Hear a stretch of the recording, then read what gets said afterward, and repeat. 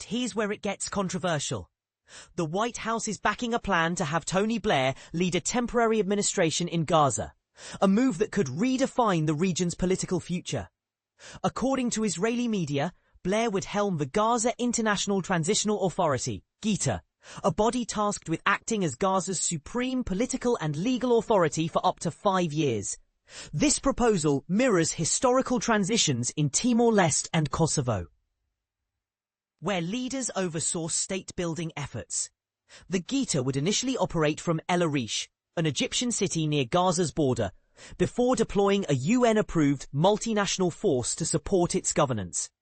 The plan aims to unify all Palestinian territories under the Palestinian Authority, PA, a stark contrast to Israel's current control.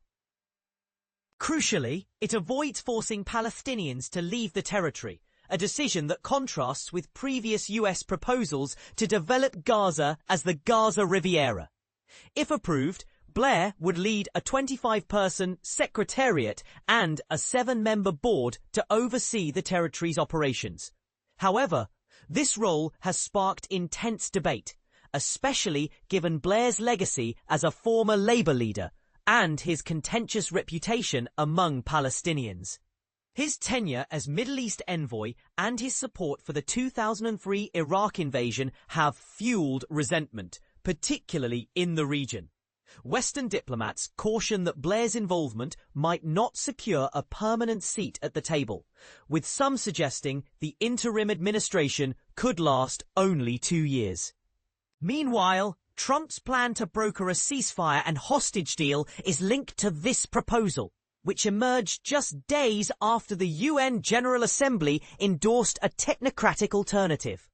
The New York Declaration, which limits the interim administration's tenure to 1 year, highlights the tension between stability and long-term governance. The lack of a clear timeline for transitioning to PA control under the White House plan has raised concerns among Palestinians and Arab leaders, who fear it could hinder their push for statehood. Yet, for Netanyahu, the absence of a definitive PA roadmap may offer reassurance. The White House sees the plan as a compromise between Trump's initial Gaza takeover proposal and the New York Declaration, which gained support from over 140 nations.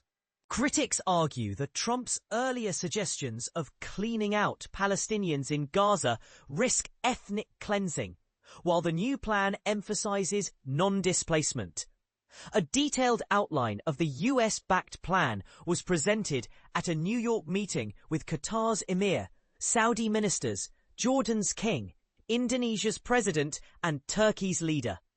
Trump emphasized progress, stating, "We're close to getting a deal done." Meanwhile, French President Macron is trying to bridge the gap between the two proposals.